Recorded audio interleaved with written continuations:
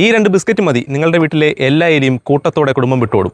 എന്നാലും ഞാൻ പറഞ്ഞിട്ട് നമുക്ക് മെയിനായിട്ട് വേണ്ടുന്നത് ഈ 2 ബിസ്ക്കറ്റ് തന്നെയാണ്. അപ്പോൾ ഇതിനോടൊപ്പം മറ്റു കുറച്ച് സാധനങ്ങൾ വേണം, അത് വഴിയെ കാണിക്കാം. നമുക്ക് ആദ്യം ചെയ്യാൻ പോകുന്നത് നമുക്ക് ഇതുപോലൊരു പാത്രം എടുക്കാം കേട്ടോ. പാത്രം എടുത്തതിന് ശേഷം ഈ 2 ബിസ്ക്കറ്റ് ഞാൻ നന്നായിട്ട് ഇതിനകത്തേക്ക് അങ്ങ് പൊടിച്ചിടുന്നുണ്ട്. നമ്മുടെ വീട്ടിൽ എലിശല്യം എത്രമാത്രം ഉണ്ടോ അതിനനുസരിച്ച് വേണം നിങ്ങൾ ബിസ്ക്കറ്റ് എടുക്കാൻ. ഇപ്പം ഞാനിപ്പം അത്യാവശ്യം കുറച്ച് മാത്രം ഉള്ളതുകൊണ്ട് അല്ലെങ്കിൽ ഡെമോ കാണിക്കാൻ വേണ്ടിയിട്ട് 2 ബിസ്ക്കറ്റ് മാത്രമേ എടുക്കുന്നുള്ളൂ. അപ്പോൾ 2 നന്നായിട്ടൊന്ന് പൊടിച്ചിരട്ടെ. അപ്പോൾ നമ്മുടെ ആ ഒരു ബിസ്ക്കറ്റ് നല്ല രീതിയിൽ തന്നെ പൊടിച്ചെടുത്തിട്ടുണ്ട്. ഇനി ഞാൻ ചെയ്യാൻ പോകുന്നത് നമുക്ക് മെയിനായിട്ട് വേണ്ടത് നമ്മുടെ പാരസെറ്റമോൾ ഗുളികയുണ്ട്. പാരസെറ്റമോൾ ഗുളിക തന്നെ എടുക്കുക, ഇതാണ് ഏറ്റവും നല്ലത്.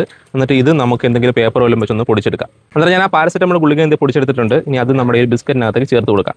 അപ്പോൾ ഇനി നമുക്കൊന്ന് മിക്സ് ചെയ്യണം. മിക്സ് ചെയ്യുമ്പം നമുക്ക് ഈ ഒരു വിനാഗിരി വെച്ച് മിക്സ് ചെയ്യാം. വെള്ളം വേണ്ട, വിനാഗിരി ഒഴിച്ച് മിക്സ് ചെയ്യാം. അതോടൊപ്പം നിങ്ങളുടെ വീട്ടിലെ ഈ ഒരു നാരങ്ങ ഉണ്ടെന്നുണ്ടെങ്കിൽ ഒരു നാരങ്ങയോട് പിഴിഞ്ഞൊഴിച്ചാൽ നല്ലതായിരിക്കും. നമുക്ക് ഈ ഒരു പറയുന്ന എലിയെ ഒന്ന് കൂടുതൽ ആകർഷിക്കാനായിട്ട് ഇതിൻ്റെയൊക്കെ സ്മെല്ല് നല്ലതാണ്. ഇതുപോലെ നമുക്ക് നല്ലപോലെ അങ്ങ് മിക്സ് ചെയ്യാം.